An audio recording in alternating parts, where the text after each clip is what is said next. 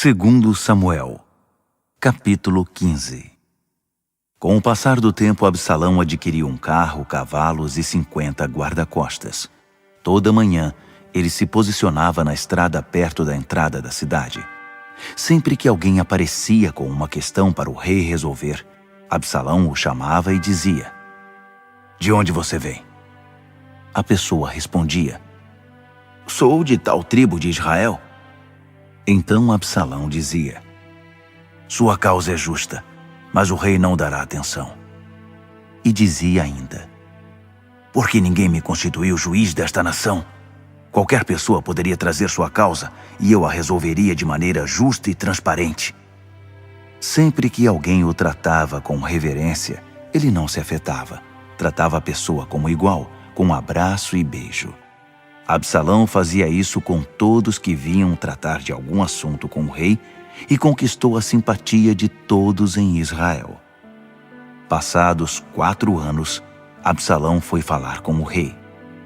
"Permita que eu vá a Hebrom cumprir um voto que fiz ao Eterno. Quando morava em Gesur, em Arã, seu servo fez este voto: se o Eterno me levar de volta a Jerusalém, prestarei culto ao Eterno." O rei respondeu: "Vá com a minha bênção." Logo depois, Absalão partiu para Hebrom.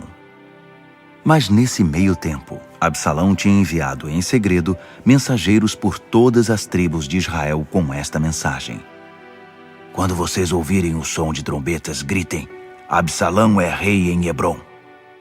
200 homens de Jerusalém acompanharam Absalão, mas tinham sido convocados sem saber de nada. Agiam na inocência. Enquanto oferecia sacrifícios, Absalão conseguiu envolver Aitofel de Gilo, conselheiro de Davi, e tirá-lo de sua cidade. A conspiração tomou força, e o número dos seguidores de Absalão aumentou. Alguém veio dizer a Davi: "Toda a nação está seguindo Absalão." Davi convocou todos os que eram leais a ele em Jerusalém e disse: "Precisamos sair daqui. Do contrário, ninguém escapará de Absalão. Vamos depressa. Ele está a ponto de atacar a cidade para nos matar." Os partidários do rei disseram: "O que o rei, o nosso senhor, determinar, faremos. Estamos com o senhor até o fim." Então o rei e toda a sua família fugiram a pé. Ele deixou 10 concubinas cuidando do palácio. Assim, devagar, todos saíram e pararam na última casa da cidade. Todos os soldados desfilaram diante dele. Todos os queretitas, os peletitas e os 600 que tinham vindo com ele de Gate. O rei chamou Itai de Gate e disse: "O que você está fazendo aqui? Volte para o rei Absalão. Você é estrangeiro aqui e recém-chegado de seu país. Eu não arriscaria levar você, uma vez que eu mesmo não tenho lugar certo para ficar. Volte e leve sua família com você. Que a bondade e a fidelidade do Eterno estejam com você." Mas Itai insistiu: "Assim como vive o Eterno e vive o rei, meu senhor, onde meu senhor estiver, lá estarei também, seja para a vida, seja para a morte." Davi concordou: "Tudo bem, vamos então." E foram todos, Itai de Gate, com todos os seus homens e todas as crianças que estavam com ele. Todo o povo chorava vendo o grupo passar. Quando o rei atravessou o vale do Cedron, o exército tomou a estrada para o deserto. Zadok também estava lá, e os levitas estavam com ele, carregando a arca da aliança de Deus. Eles puseram a arca de Deus no chão, e Abiatar ficou ali até que todos deixaram a cidade. Então o rei deu ordens a Zadok: "Leve a arca de volta para a cidade. Se o Eterno for bondoso para comigo, ele me trará de volta e me mostrará o lugar em que a arca estiver. Mas se disser, não estou contente com você, então ele poderá fazer comigo o que quiser." O rei orientou o sacerdote Zadok: "Este é o plano. Volte para a cidade pacificamente, levando seu filho Aimás e Jonatas, filho de Abiatar. Ficarei esperando num lugar deserto do outro lado do rio até você me mandar notícias." Assim Zadok e Abiatar levaram a arca de Deus de volta para Jerusalém e a deixaram lá, enquanto Davi subiu ao Monte das Oliveiras chorando, caminhando com a cabeça coberta e os pés descalços. Disseram a Davi: Aitofel se juntou aos conspiradores com Absalão. Ele orou: Ó Eterno, que os conselhos de Aitofel sejam insensatos. Quando Davi se aproximava do topo da montanha, na qual se costumava adorar a Deus, o arquita Husai, com roupas rasgadas e terra sobre a cabeça, estava aguardando. Davi disse: Se você vier comigo, será mais um peso na bagagem. Volte para a cidade e diga a Absalão: Estou pronto para servir a você, ó rei. Fui servo de seu pai, agora sou seu servo. Fazendo isso, você confundirá os conselhos de Aitofel por mim. Os sacerdotes Zadok e Abiatar já estão lá. Conte a eles tudo o que você ficar sabendo no palácio. Os 2 filhos deles, Aimás, filho de Zadok, e Jonatas, filho de Abiatar, estão com eles. Qualquer coisa que você souber poderá ser trazida a mim por intermédio deles. Husai, amigo de Davi, chegou a Jerusalém no momento em que Absalão entrava na cidade.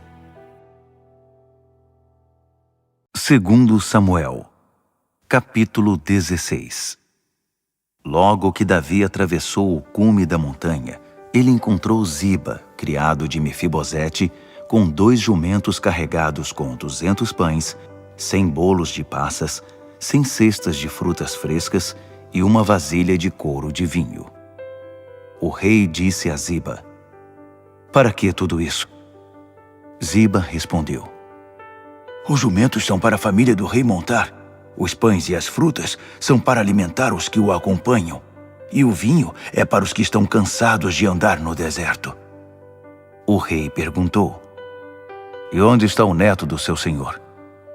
Ziba respondeu: Ele ficou em Jerusalém, mas mandou este recado: Este é o dia que Israel restituirá a mim o reino do meu avô. Davi respondeu: Tudo que pertenceu a Mefibosete agora pertence a você. Ziba disse: Como poderia agradecer por isso?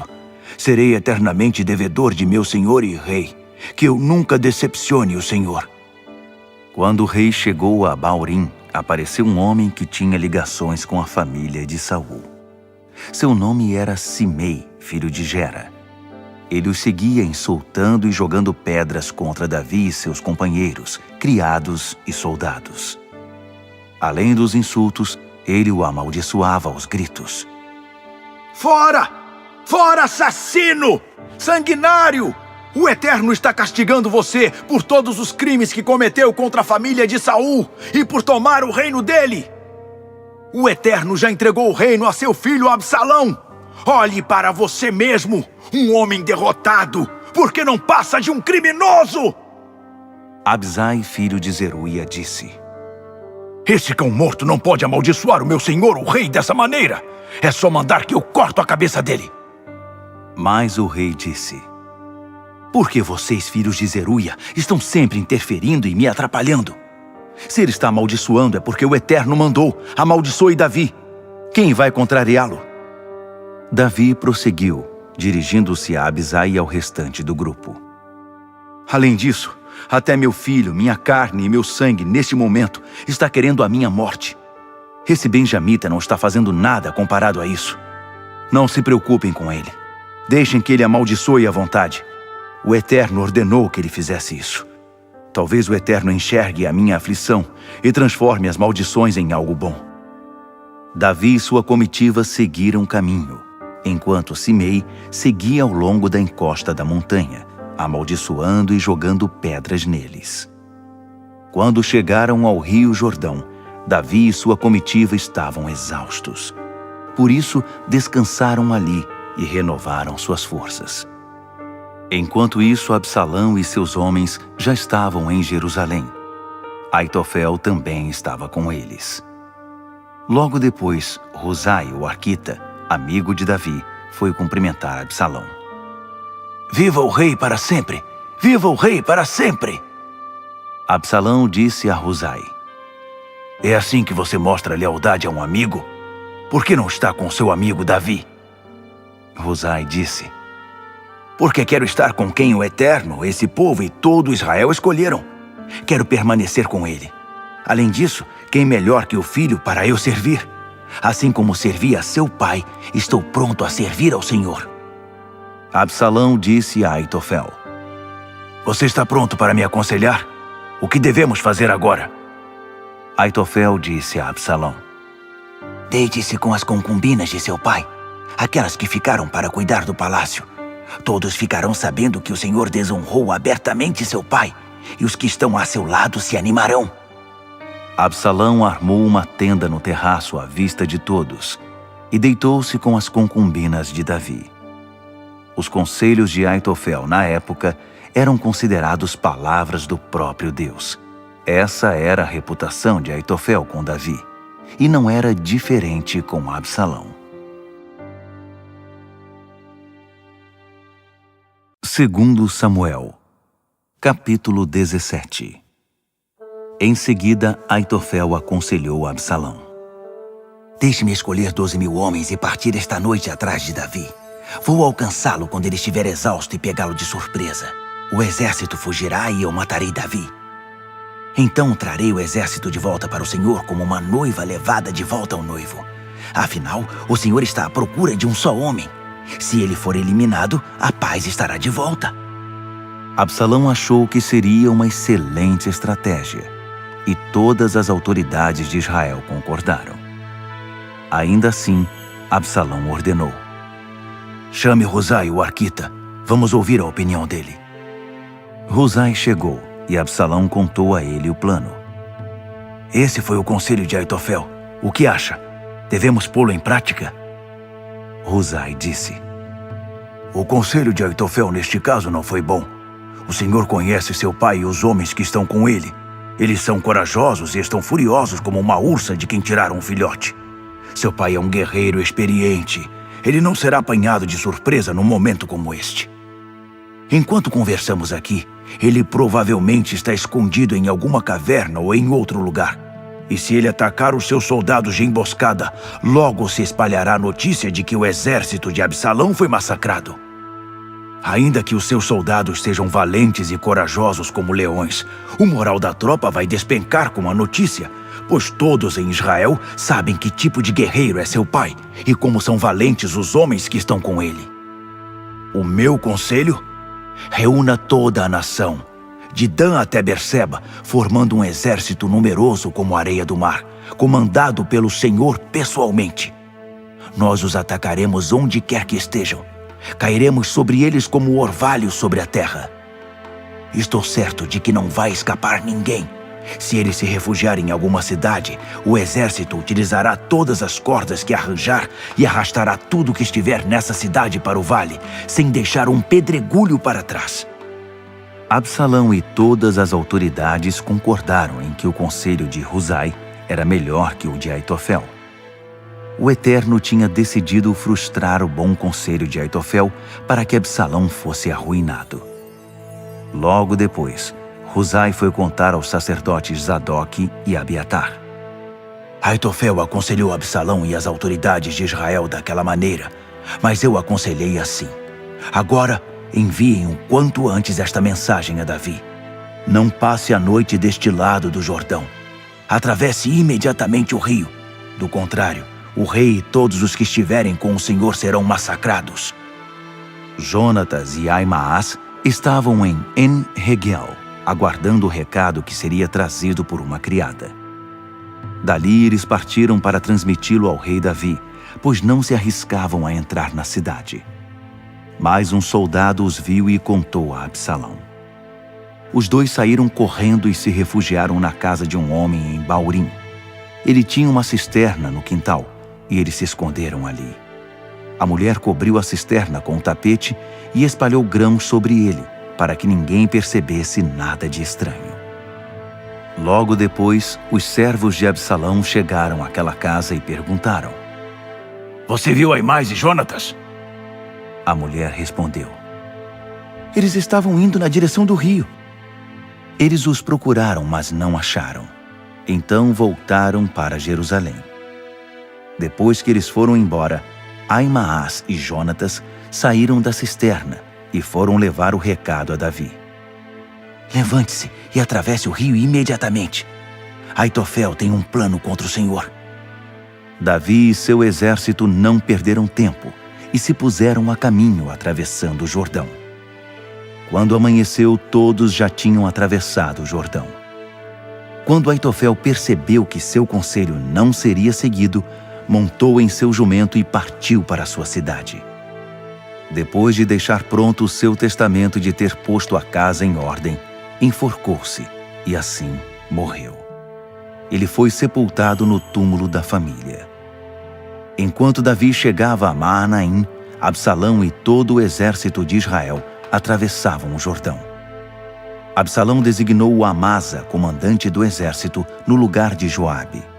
Amasa era filho de um homem chamado Itra, ismaelita que tinha se casado com Abigail, filha de Naás e irmã de Zeruia, mãe de Joabe. Absalão e o exército de Israel acamparam em Gileade. Quando Davi chegou a Maanaim, Sobe, filho de Naás de Rabá dos Amonitas, e Maquir, filho de Amiel de Lodebar, e Barzilai, o gileadita de Rogelim, trouxeram camas e cobertores, bacias e potes cheios de trigo, cevada, farinha, grão tostado, feijão e lentilhas, além de mel, coalhada e queijos de ovelha e de vaca. Entregaram tudo a Davi e seu exército, pois pensavam: o exército deve estar com fome, com sede e exausto no deserto. 2 Samuel, capítulo 18. Davi organizou seu exército. Designou capitães de 1000 e capitães de 100. Depois dividiu as tropas em 3 grupos. O primeiro ficou sob o comando de Joabe. O segundo ficou com Abisai, filho de Zeruia, irmão de Joabe. O terceiro ficou com Itai, o giteu. O rei anunciou: eu também irei com vocês. Mas eles disseram: não mesmo, o Senhor não pode vir conosco. Se tivermos de retroceder, o inimigo não pensará 2 vezes. Se metade de nós morrer, o inimigo não se importará, mas o Senhor vale por 10.000 de nós. Para nós, é melhor que fique na cidade e nos ajude daqui. O rei concordou. Se é isso que pensam, farei o que acharem melhor. Ele se instalou perto da entrada da cidade, enquanto o exército saía em pelotões de 100 e de 1000. O rei tinha recomendado a Joabe, Abisai e Itai: por amor a mim, tenham cuidado com o jovem Absalão. Todo o exército ouviu o que o rei ordenou aos 3 comandantes com respeito a Absalão. O exército de Davi saiu a campo para enfrentar o exército de Israel. A batalha aconteceu na floresta de Efraim. O exército de Israel naquele dia foi derrotado pelos homens de Davi. Houve terrível matança. 20.000 homens morreram. Os combatentes se espalharam para todo lado. Naquele dia, a floresta devorou mais vidas que a espada. Absalão encontrou os soldados de Davi. Ele tinha certa vantagem, porque estava montado em sua mula. Mas quando a mula passou por baixo dos galhos de um grande carvalho, a cabeça de Absalão ficou presa no galho, enquanto a mula seguia adiante. Ele ficou pendurado. Um soldado viu tudo aquilo e contou a Joabe: acabei de ver Absalão pendurado na ramagem de um carvalho. Joabe perguntou ao soldado: se você viu isso, por que não o matou ali mesmo? Eu teria recompensado você com 10 peças de prata e um cinturão. O homem disse a Joabe: mesmo que eu ganhasse 1000 peças de prata, não tocaria no filho do rei. Todos nós ouvimos a ordem que o rei deu ao Senhor, a Abisai e a Itai. Por amor a mim, tenham cuidado com o jovem Absalão. Por que então arriscaria a minha vida, pois o rei ficaria sabendo e sei que o Senhor não me defenderia? Joabe disse: não tenho tempo a perder com você. E com 3 facas atravessou o peito de Absalão, enquanto ele ainda estava vivo, pendurado na árvore. Nessa hora, Absalão já estava rodeado de 10 escudeiros de Joabe. Eles acabaram de matá-lo. Em seguida, Joabe tocou a trombeta para cessar a perseguição contra o exército de Israel. Eles levaram o corpo de Absalão e o jogaram numa enorme vala na floresta, e empilharam uma grande quantidade de pedras sobre ele. Enquanto isso, o exército de Israel fugia, cada um correndo para sua casa. Quando Absalão ainda estava vivo, ele tinha edificado para si uma coluna no vale do rei, dizendo: "Não tenho filho para preservar meu nome." Por isso ele deu seu nome à coluna. Até hoje é chamada Memorial de Absalão. Aimaas, filho de Zadok, disse: "Deixe-me levar ao rei a notícia de que o Eterno o livrou dos seus inimigos." Mas Joabe disse: "Não será você quem levará a notícia hoje. Talvez outro dia. Mas hoje a notícia não é boa, pois o filho do rei está morto." Em seguida, Joabe ordenou a um etíope: "Vá você, conte ao rei o que você viu." O etíope respondeu: "Sim, senhor." E foi. Aimaas, filho de Zadok, insistia com Joabe: "Não importa, deixe-me ir com o etíope." Joabe disse: "Para que isso? Você não terá nenhuma recompensa." Aimaas insistiu: "Não importa, deixe-me ir." Joabe respondeu: "Então está bem, vá." Aimaas correu, pegando o caminho do vale inferior, e ultrapassou o etíope. Davi estava sentado entre os dois portões. A sentinela estava no lado da porta e olhava em volta. Ele viu alguém correndo sozinho e gritou para avisar o rei. O rei disse: "Se está sozinho, deve ser boa notícia." Enquanto o moço se aproximava, a sentinela viu outro correndo e gritou do alto da porta: "Há outro correndo sozinho!" O rei disse: "Esse também deve trazer boas notícias." A sentinela disse: "Consigo ver o primeiro. Parece Aimaas, filho de Zadok." O rei disse: "É boa pessoa. Sem dúvida está trazendo boa notícia." Aimaas gritou para o rei: "Paz!" Ele se prostrou com o rosto em terra em reverência ao rei e disse: "Bendito seja o Eterno, seu Deus. Ele entregou em suas mãos os homens que se rebelaram contra o meu senhor, o rei." O rei perguntou: "E o jovem Absalão? Ele está bem?" Aimaas disse: "Vi grande confusão quando Joabe me enviou para cá, mas não sei do que se tratava." O rei disse: "Fique aqui ao lado." Ele ficou ali. O etíope chegou e disse: "Tenho boa notícia para o meu senhor, o rei. Hoje o Eterno deu vitória sobre todos os que se rebelaram contra o Senhor." O rei perguntou: "E o jovem Absalão? Ele está bem?" O etíope respondeu: "Que todos os inimigos do meu senhor, o rei, e todos os que agem maldosamente contra o Senhor, tenham o mesmo destino dele." O rei ficou abalado. Abatido, subiu ao quarto que ficava por cima da porta e chorou. Enquanto chorava, gritava: "Ah, meu filho Absalão! Meu querido filho Absalão! Quem me dera eu tivesse morrido em seu lugar! Ah, Absalão, meu filho querido!" Segundo Samuel, capítulo 19. Foram dizer a Joabe que Davi chorava amargamente a morte de Absalão, e aquele dia de vitória se transformou em um dia de luto, à medida que se espalhava a notícia pelo exército de que o rei chorava a morte do filho. Por isso o exército entrou na cidade discretamente, como um exército humilhado por uma derrota. O rei cobria o rosto com as mãos e chorava sem parar. "Ah, meu filho Absalão! Absalão, meu filho querido!" Joabe, em particular, censurou o rei. "É o fim. O Senhor despreza os seus servos leais que salvaram a sua vida, sem falar na vida de seus filhos, filhas, mulheres e concubinas. Parece que o Senhor ama quem o odeia e odeia quem o ama. Assim demonstra que os soldados e os oficiais não valem nada para o Senhor." Se Absalão estivesse vivo agora, todos nós estaríamos mortos. O Senhor estaria contente? Deixe disso. Vá lá fora e dê uma palavra de ânimo a seus amigos. Assim como vive o Eterno, se o Senhor não for, todos o abandonarão. Ao anoitecer, não haverá um único soldado aqui. A pior coisa que poderia acontecer. Então o rei saiu e ficou em seu lugar na entrada da cidade. Logo todos o notaram. Veja! O rei veio nos receber! Todo o exército se apresentou ao rei.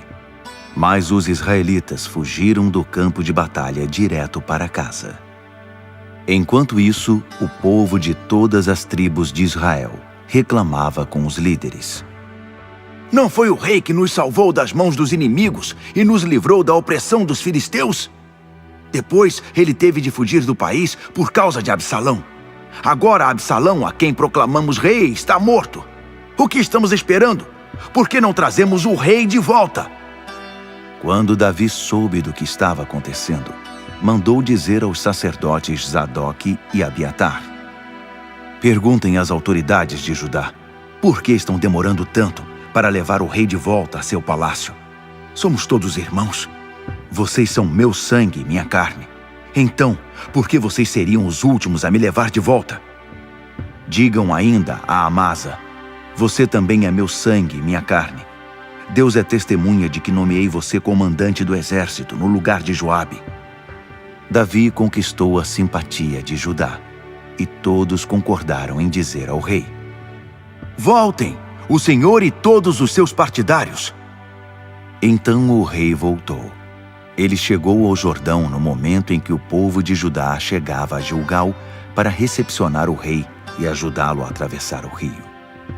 Até mesmo Simei, filho de Gera, o benjamita de Baurim, apressou-se em acompanhar os homens de Judá e recepcionar o rei.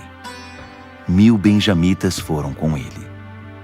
Também Ziba, criado de Saul, com seus 15 filhos e 20 escravos, atravessaram o Jordão para encontrar o rei e fazer atravessar sua comitiva. Todos faziam o que podiam para agradar ao rei. Logo que atravessou o Jordão, Simei, filho de Gera, prostrou-se em profunda reverência diante do rei e disse: não pense mal de mim, meu senhor. Esqueça meu desabafo inconsequente naquele dia em que o meu senhor saía de Jerusalém. Não guarde isso contra mim. Reconheço que errei. Mas olhe para mim. Sou o primeiro de toda a tribo de José a vir receber de volta o rei, o meu senhor. Abisai, filho de Zeruia, o interrompeu. Chega! Não será melhor matá-lo de uma vez? Ele amaldiçoou o ungido do Eterno.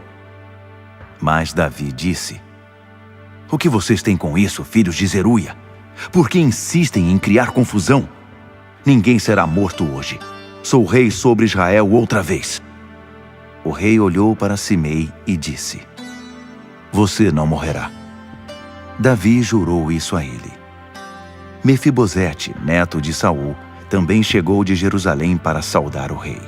Ele não tinha arrumado o cabelo nem aparado a barba, nem trocado de roupa desde que o rei tinha saído até o seu retorno em segurança. O rei disse: por que você não veio comigo, Mefibosete? Ele respondeu: ó rei, meu senhor, meu servo me enganou. Dei a ele ordens para que selasse o jumento, de modo que eu pudesse seguir o rei, pois, como o senhor sabe, sou aleijado. Ele mentiu para o rei a meu respeito. Mas meu senhor, o rei, tem sido como um anjo de Deus. Ele faz o que é certo. Não foram destruídos todos os da família de meu pai? Mas o Senhor me acolheu e me deu um lugar à sua mesa. Que mais eu poderia esperar ou pedir? O rei disse: chega, não diga mais nada. Esta é a minha decisão. Você e Ziba dividam a propriedade entre vocês. Mefibosete disse: não, deixe que ele fique com tudo. A única coisa que me importa é que o meu senhor, o rei, volte seguro para casa. Barzilai, o gileadita, também tinha vindo de Rogelim. Ele atravessou o Jordão com o rei para se despedir dele. Barzilai já estava bem idoso. Tinha 80 anos de idade. Era muito rico e tinha sustentado o rei todo o tempo em que ele esteve em Maanaim. O rei disse a Barzilai: venha comigo para Jerusalém, vou cuidar de você. Mas Barzilai recusou a oferta. Quanto tempo o senhor acha que eu teria de vida se fosse com o rei para Jerusalém? Tenho 80 anos de idade e já não sou mais útil para ninguém. Não sinto o gosto da comida e estou ficando surdo. Então, por que o meu senhor assumiria mais esse incômodo?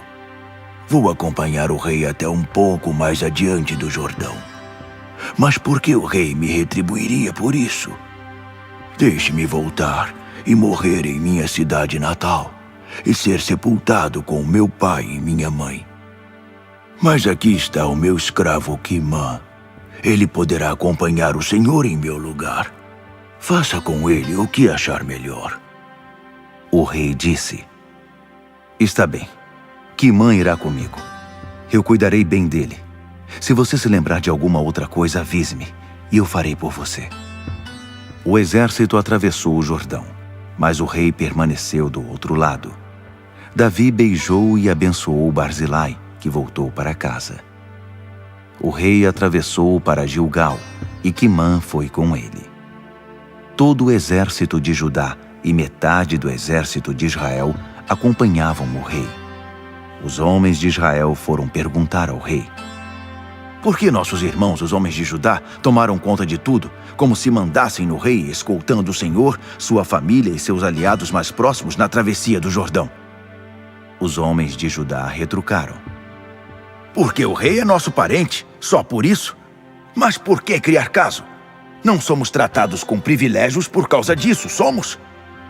Os homens de Israel responderam: temos 10 partes do rei comparadas com uma de vocês.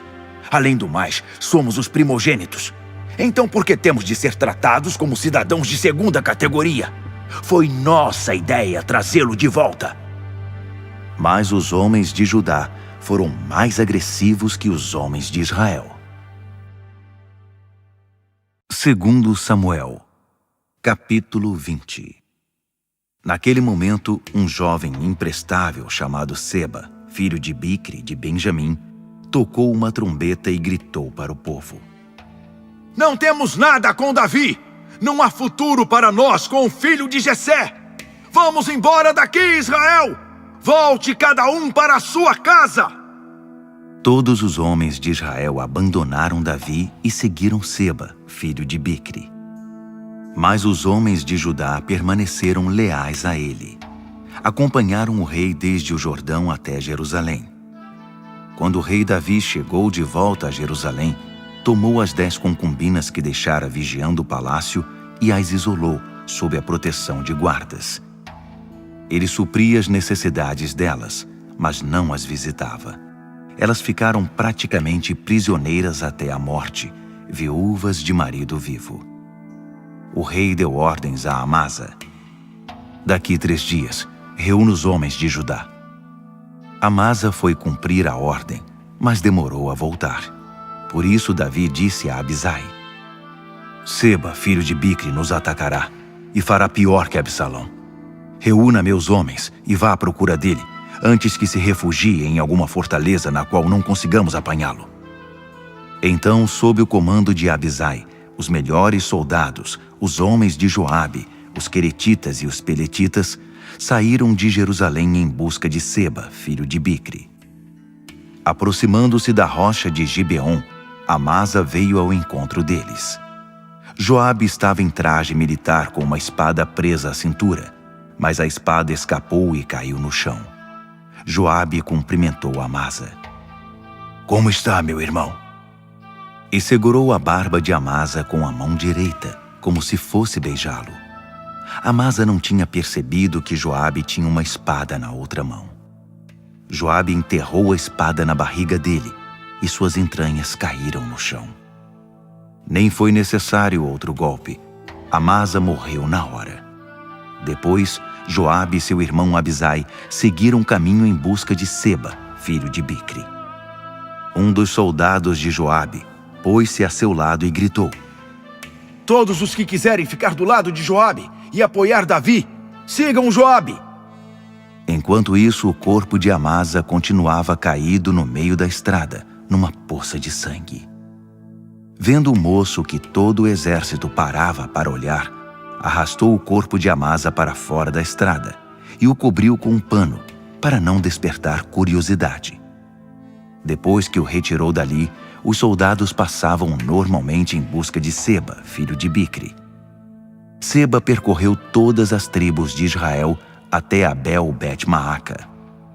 Os bicritas se juntaram a ele e entraram com ele na cidade. O exército de Joabe cercou Seba em Abel-Bet-Maaca e construiu uma rampa de ataque contra a muralha da cidade. O plano era destruir os muros. Mas uma mulher esperta gritou da cidade: "Ouçam! Digam a Joabe para chegar até aqui. Quero conversar com ele." Quando ele se aproximou, a mulher perguntou: "Você é Joabe?" Ele respondeu: "Sim, sou eu." Ela disse: "Ouça o que tenho a dizer." Ele disse: "Estou ouvindo." "Aqui temos um ditado: se você procura respostas, em Abel encontrará. Somos pessoas tranquilas e confiáveis. Mas você está aí tentando destruir uma das cidades mais antigas de Israel. Por que pretende destruir a herança do Eterno?" Joabe protestou: "Acredite, você está enganada. Não estou aqui para ferir ninguém, nem para destruir coisa alguma de vocês. Mas um homem das montanhas de Efraim chamado Seba, filho de Bicri, se revoltou contra o rei Davi. Entregue-o a nós e deixaremos vocês em paz." A mulher disse a Joabe: "Tudo bem, lançaremos a cabeça dele do alto do muro." A mulher apresentou sua proposta aos habitantes da cidade e eles concordaram. Cortaram a cabeça de Seba, filho de Bicri, e a lançaram para Joabe. Ele tocou a trombeta e todos os seus soldados voltaram para casa. Joabe voltou para o rei em Jerusalém. Joabe voltou a comandar o exército de Israel. Benaía, filho de Joiada, comandava os queretitas e os peletitas. Adonirão era chefe das equipes de trabalho. Josafá, filho de Ailude, era arquivista. Seva era secretário. Zadok e Abiatar eram sacerdotes. Ira de Jair era sacerdote de Davi. Segundo Samuel, capítulo 21. Durante o reinado de Davi, houve 3 anos de fome. Davi buscou o Eterno e ele disse: "Essa fome é por causa do sangue dos gibeonitas, derramado por Saul e sua família." O rei reuniu os gibeonitas, que não faziam parte de Israel. Eles representavam o que tinham restado dos amorreus e eram protegidos por causa de um acordo com Israel. Mas Saul, fanático pela honra de Israel e de Judá, tentou exterminá-los. Davi disse aos gibeonitas: "O que eu posso fazer por vocês? Como poderei compensá-los para que vocês abençoem a herança do Eterno?" Os gibeonitas responderam: "Não queremos o dinheiro de Saul e de sua família, e não cabe a nós matar ninguém em Israel." Mas Davi insistiu: "O que querem que eu faça por vocês?" Finalmente disseram ao rei: "Que nos sejam entregues 7 descendentes do homem que tentou nos destruir e nos eliminar do território de Israel, para que sejam enforcados diante do Eterno em Gibeá de Saul, o Monte Santo." Davi concordou: "Eu os entregarei a vocês." O rei poupou Mefibosete, filho de Jonatas, filho de Saul, por causa do juramento que tinha feito a Jonatas perante o Eterno. Mas o rei escolheu Armone e Mefibosete, os 2 filhos de Rispa, filha de Aiá, que tinha dado a Saul, e os 5 filhos de Merabe, filha de Saul, que deu a Adriel, filho de Barzilai de Meolá. Ele os entregou aos gibeonitas, que os enforcaram no monte perante o Eterno. Os 7 morreram ao mesmo tempo. Eles foram executados no início da colheita da cevada. Rispa, filha de Aiá, pegou um pano de saco, fez com ele uma barraca sobre uma rocha e ficou ali desde o começo da colheita até o início das chuvas. Durante o dia, ela impedia que os pássaros chegassem aos corpos. Durante a noite, não deixava que os animais selvagens se aproximassem. Davi foi informado do que Rispa, filha de Aiá e concubina de Saul, estava fazendo. Então ele foi buscar os restos de Saul e de seu filho Jonatas, que estavam com os líderes de Jabes de Gileade. Eles os tinham resgatado da praça de Bet-Seã, depois que foram enforcados pelos filisteus que os tinham matado em Gilboa. Ele recolheu os restos deles e os levou para o lugar em que estavam os outros 7 corpos, e todos foram levados de volta para a terra de Benjamim e sepultados no túmulo de Quis, pai de Saul. Tudo foi feito conforme as ordens do rei. Depois disso, Deus respondeu às orações de Israel a favor da terra. Houve outra guerra entre os filisteus e os israelitas. Davi e seus soldados saíram para lutar. Davi ficou exausto. Isbi-Benoni, guerreiro descendente de Rafa, anunciou que mataria Davi. Sua lança pesava 3,6 kg e ele vestia uma armadura nova. Mas Abisai, filho de Zeruia, socorreu Davi e matou o filisteu. Depois do incidente, os soldados de Davi fizeram um juramento. O Senhor não sairá mais conosco à guerra, para que a lâmpada de Israel não se apague. Depois houve outra guerra contra os filisteus em Gobe. Sibecai, de Rusate, matou Safi, outro guerreiro descendente de Rafa. Em outro conflito contra os filisteus em Gobe, Elanã, filho de Jaaré-Oregim, tecelão de Belém, matou Golias de Gate, cuja lança tinha uma haste que parecia o eixo de um tear. Outra batalha foi travada em Gate. Estava ali um gigante que tinha 6 dedos nas mãos e nos pés, 24 ao todo. Ele também era um dos descendentes de Rafa. Ele provocou Israel, e Jonatas, filho de Simeia, irmão de Davi, o matou. Esses 4 eram descendentes de Rafa, naturais de Gate. Todos foram mortos por Davi e seus soldados. 2 Samuel, capítulo 22. Davi louvou o Eterno com as palavras deste cântico, depois que Deus o livrou de todos os seus inimigos e de Saul. O Eterno é minha rocha, o castelo no qual me refugio, o meu libertador. Meu Deus, minha rocha para onde corro quando preciso me proteger, e me escondo atrás da rocha, fico a salvo no esconderijo. Minha rocha de refúgio, ele me salva do homem perverso.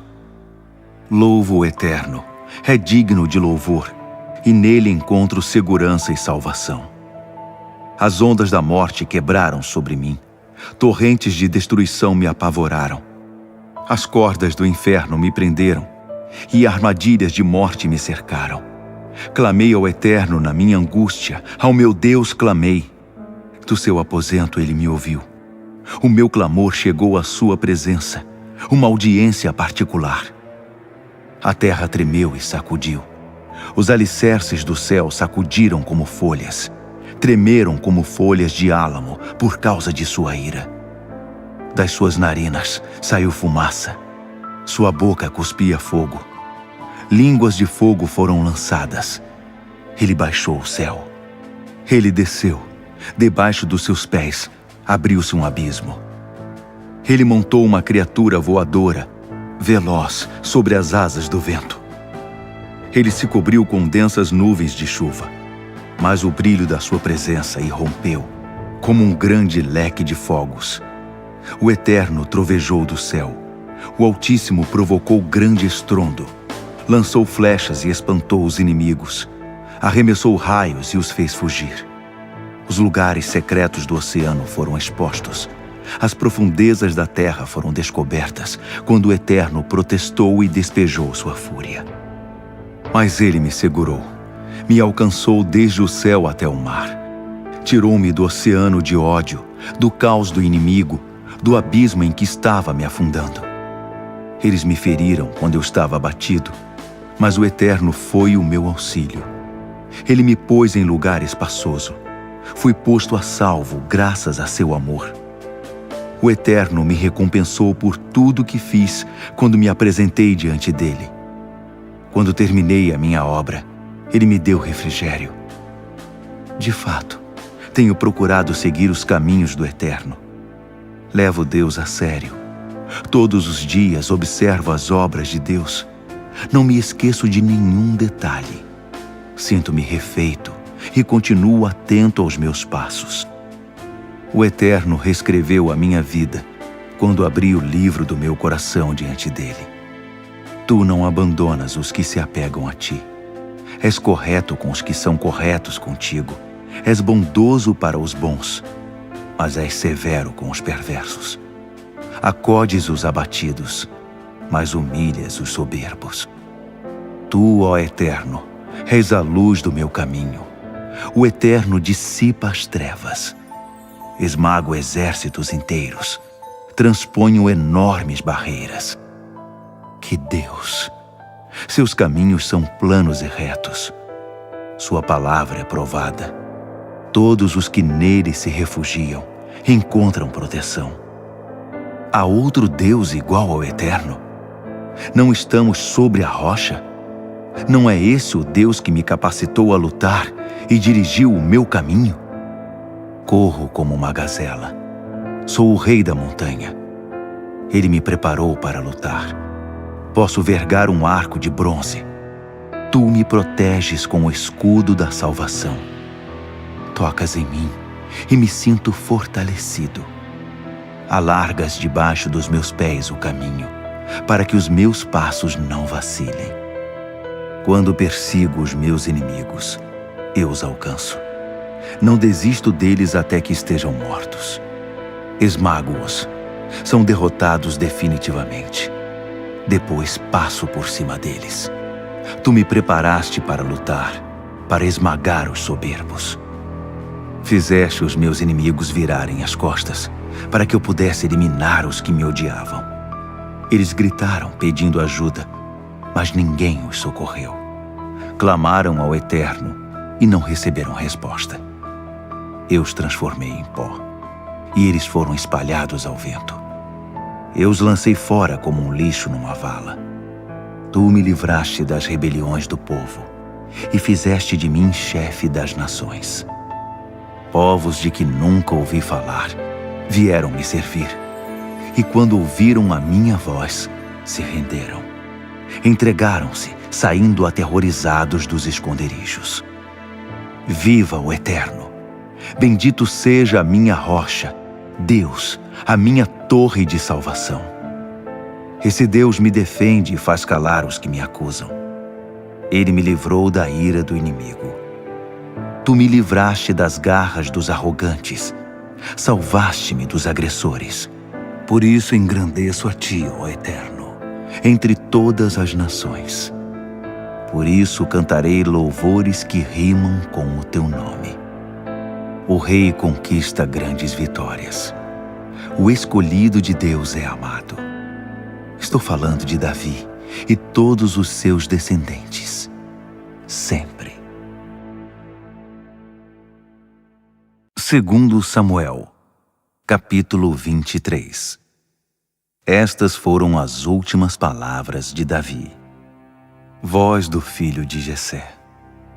Voz do homem que Deus conduziu até o topo, a quem o Deus de Jacó tornou rei e o cantor mais conhecido de Israel.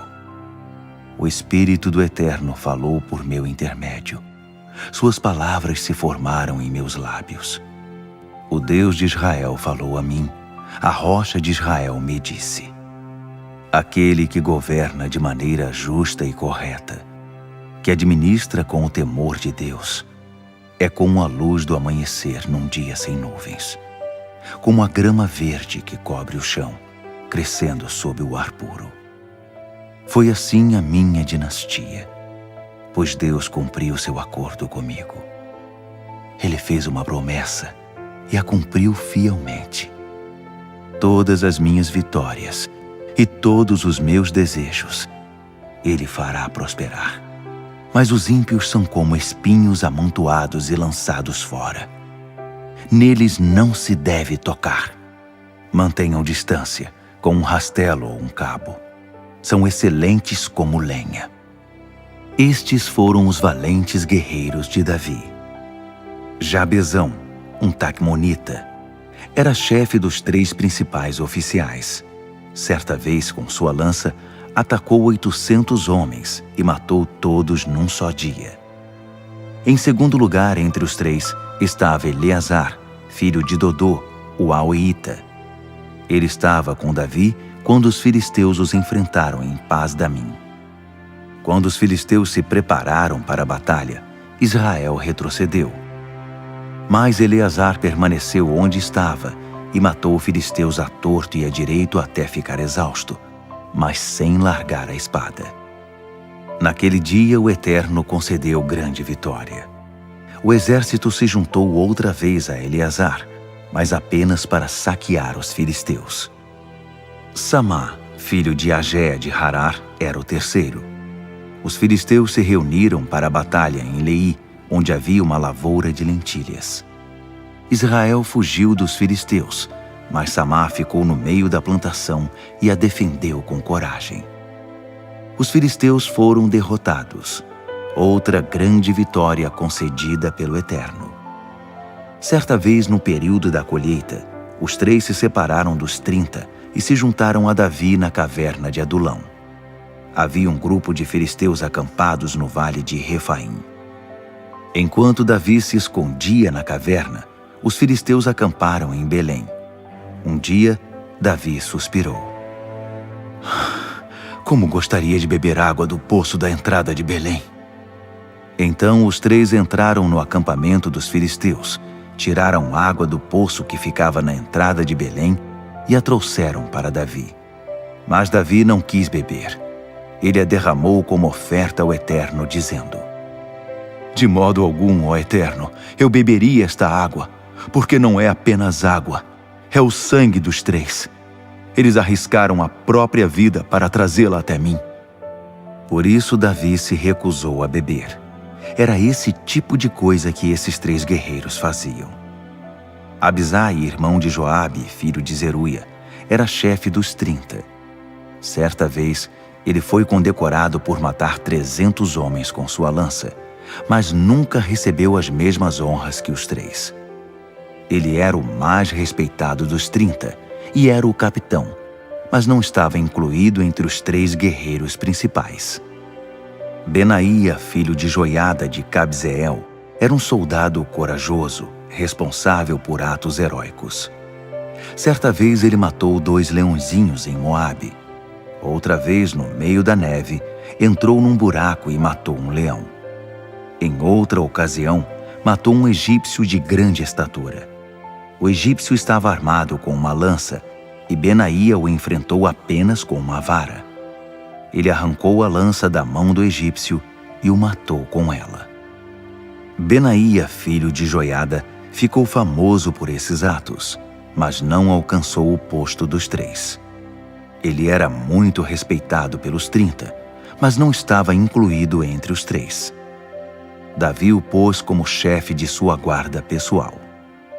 Os 30 eram Azael, irmão de Joabe, Elanã, filho de Dodô de Belém, Samá e Elica de Harode, Heles de Pelete, Ira, filho de Iques de Tecoa, Abiezer de Anatote, Mebunai de Rosate, Zalmon de Aoi, Maarai de Netofate, Helede, filho de Baaná de Netofate, Itai, filho de Ribai de Gibeá de Benjamim, Benaía de Piratom, Ridai dos riachos de Gaás, Abi-Albon de Arbate, Asmavete de Baurim, Eliaba de Saalbon, Jazem de Gizom, Jonatas, filho de Samá de Harar, Aião, filho de Sarar, de Harar. Elifelete, filho de Asbai, de Maaca. Eliã, filho de Aitofel, de Gilo. Resrai, do Carmelo. Paarai, de Arabe. Igal, filho de Natã, de Zobá. O filho de Hagri. Zeleque, de Amon.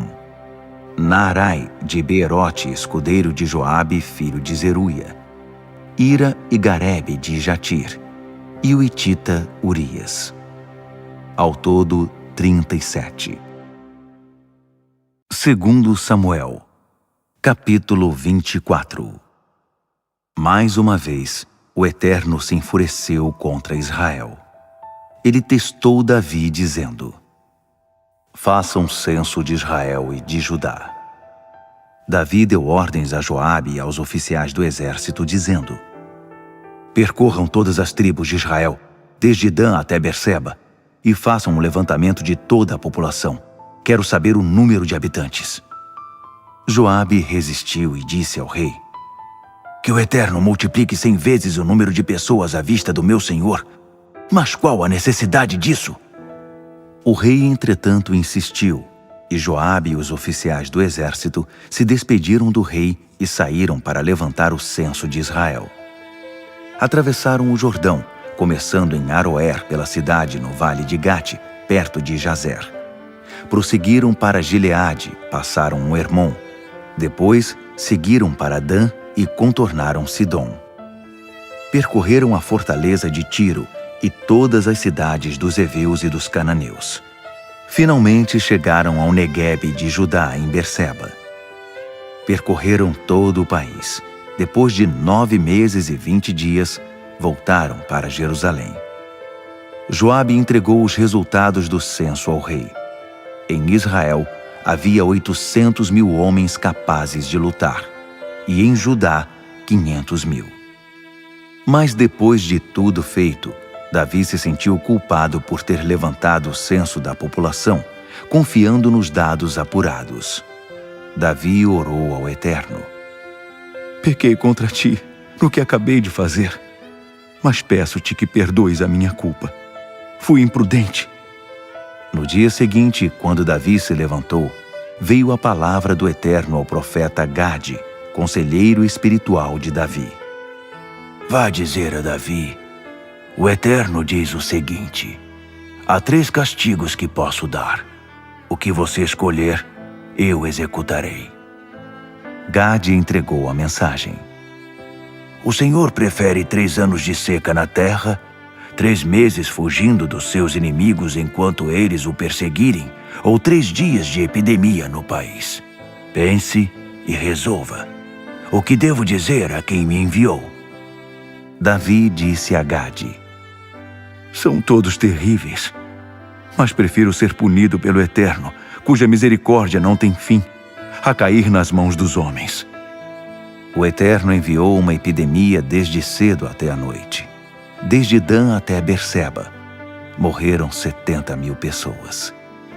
Mas quando o anjo chegou para destruir Jerusalém, o Eterno percebeu o sofrimento e o terror e ordenou ao anjo que estava executando a sentença: basta, já chega.